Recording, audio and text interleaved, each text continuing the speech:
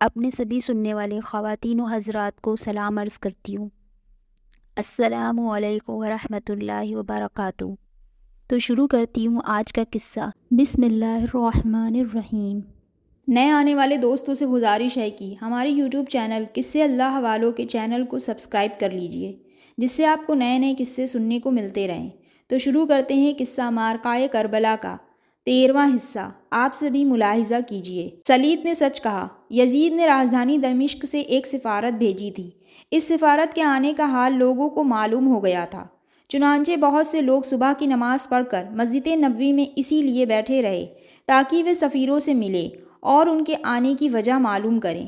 ان کے ساتھ سلید بھی بیٹھے رہے، لیکن اس دن کسی وجہ سے ولید بن عتبہ جو مدینہ کے گورنر تھے صبح کی نماز کے لیے مسجد میں ہی نہ آ سکے۔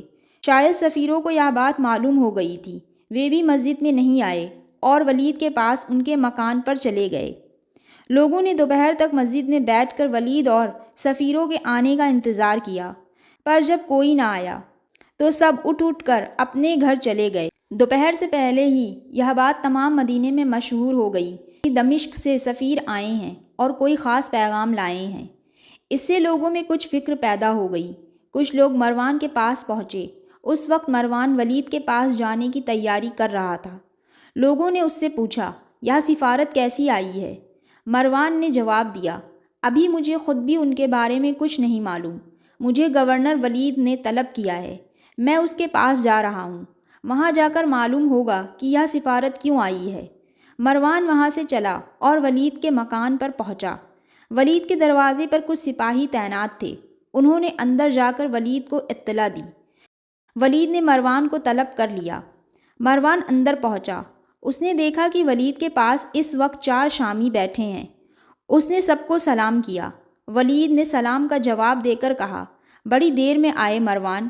مروان نے ولید کے پاس بیٹھ کر کہا، ہاں مجھے آنے میں کچھ دیر ہوئی، فرمائیے کیا معاملہ ہے؟ دمشق سے یزید نے سفارت بھیجی ہے۔ مروان بات کاٹ کر بولا، اس سفارت کا حال نہ صرف میں نے ہی سنا ہے بلکہ تمام مدینے میں یہ خبر مشہور ہو گئی ہے۔ ابھی جب میں چلا ہوں تو لوگ پوچھ رہے تھے کہ سفارت کیوں آئی ہے۔ یزید نے ایک فرمان بھیجا ہے، لو پڑھ لو۔ ولید نے فرمان مروان کی طرف بڑھا دیا۔ مروان نے پڑھنا شروع کیا۔ لکھا تھا، یہ فرمان ہے یزید بن معاویہ خلیفہ کی طرف سے ولید بن امیہ مدینہ کے گورنر کے نام۔ حمد و صلات کے بعد واضح ہو کہ شامیوں نے میرے ہاتھ پر خلافت کے لیے بیعت کر لی ہے۔ اب تمام مدینہ والوں سے بیعت لو، خاص طور پر عبداللہ بن عمر رضی اللہ تعالیٰ عنہ، عبداللہ بن عباس رضی اللہ تعالیٰ عنہ، عبداللہ بن زبیر رضی اللہ تعالیٰ عنہ اور حضرت حسین رضی اللہ تعالیٰ عنہ سے۔ لیکن اگر ان میں سے عبداللہ بن عباس اور عبداللہ بن عمر رضی اللہ تعالیٰ عنہ کچھ حجت کریں تو انہیں مجبور نہ کرو، بلکہ ان کو ان کے حال پر چھوڑ دو، کیونکہ یہ دونوں بزرگ ہیں اور ان سے کسی نقصان کا کوئی خطرہ نہیں۔ لیکن عبداللہ بن زبیر اور حسین بن علی رضی اللہ تعالیٰ عنہ سے بنا کچھ دیر کیے ہوئے بیعت لو، تاکید جانو۔ مروان نے اس فرمان کو پڑھ کر ولید سے پوچھا، آپ کا اس بارے میں کیا خیال ہے؟ تم ہی بتاؤ کیا ہونا چاہیے؟ میں یہاں کے لوگوں کو خوب اچھی طرح جانتا ہوں، ان سے کوئی خطرہ نہیں، انہیں جس بات کے لیے کہو گے تیار ہو جائیں گے۔ ہاں یہاں کے بڑے لوگ ذرا مشکل سے تیار ہوں گے، اور جن 4 بزرگوں سے خاص طور پر بیعت لینے کا حکم ہے ان کے بارے میں تمہارا کیا خیال ہے؟ پہلے 2 بزرگوں کے بارے میں تو فرمان میں صحیح لکھا گیا ہے، اس لیے انہیں چھیڑنا بیکار ہے۔ البتہ عبداللہ بن زبیر رضی اللہ تعالیٰ عنہ اور حسین بن علی رضی اللہ تعالیٰ عنہ دونوں خلافت کے دعوے دار ہیں، اسی لیے ان دونوں سے بیعت لینی ضروری ہے۔ لیکن کیا یہ دونوں بیعت کرنے پر آسانی سے تیار ہوں گے؟ یہ دونوں آسانی سے تیار نہ ہوں گے، لیکن ان دونوں سے خروج کا ڈر ہے، اسی لیے جس طرح بھی ہو ان سے بیعت لے لینی چاہیے۔ لیکن اگر میں ان دونوں کو بیعت کے لیے مجبور کروں تو اندیشہ ہے کہ کہیں وہ مقابلے پر نہ آ جائیں۔ ضرور ایسا ہوگا، اس سے مدینے سے فتنہ اٹھ کھڑا ہوگا یقیناً، لیکن ایک گورنر کی ذمہ داری ہے کہ اپنے بادشاہ کے حکم کو پورا کرے، مگر میں نہیں چاہتا کہ مدینہ میں کوئی فتنہ اٹھے۔ اصل میں ولید تو چاہتے تھے کہ مدینے میں کسی سے کوئی زبردستی نہ کی جائے، لیکن مروان تو فتنہ چاہتا تھا۔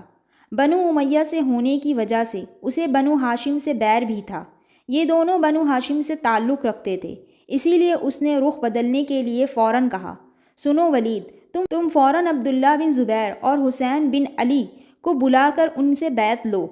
اگر وہ بیعت کرنے سے انکار کریں تو انہیں قتل کر ڈالو اور ان کے سر یزید کے پاس بھیج دو۔ ولید کو اس کی یہ باتیں ذرا بھی پسند نہ آئیں۔ انہوں نے منہ بنا کر کہا، مروان تو بڑا ہی فسادی لگتا ہے۔ ولید، جو میں تم سے کہہ رہا ہوں، اگر تم نے وہ نہ کیا تو یقیناً ایک دن تم پچھتاؤ گے۔ مروان بھڑک کر بولا، اس سے تیرا کیا مطلب ہے؟ ولید بھی بکڑ گئے۔ مروان موقع پرست تھا ہی، وہ تاڑ گیا کہ اگر ولید سے کوئی بات کہی تو ممکن ہے کہ وہ ناراض ہو کر اسے قید کر دے، اسی لیے اس نے نرمی سے کہا، میرا مطلب ہے کہ اگر ان دونوں سے بیعت لی تو یقیناً فتنہ و فساد پر تیار ہو جائیں گے اور اس وقت تم پچھتاؤ گے کہ میرے کہنے پر کیوں عمل نہ کیا۔ چاہے کچھ بھی ہو، میں ان دونوں سے نہ لڑوں گا نہ تلوار اٹھاؤں گا۔ تلوار نہ اٹھائیے، لڑیے بھی نہیں، مگر ان سے بیعت کے لیے تو کہیے، ممکن ہے تیار ہی ہو جائیں۔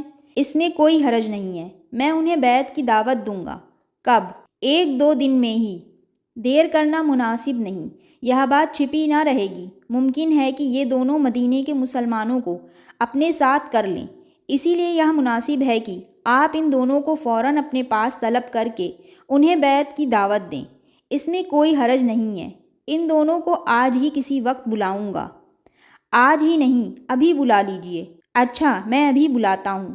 چنانچہ ولید نے اپنا ایک غلام عبداللہ بن زبیر اور حسین بن علی کو بلانے کے لیے روانہ کیا۔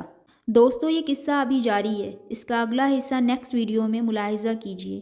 نیچے کمنٹ میں ضرور بتائیے کہ آپ کو قصہ کیسا لگا۔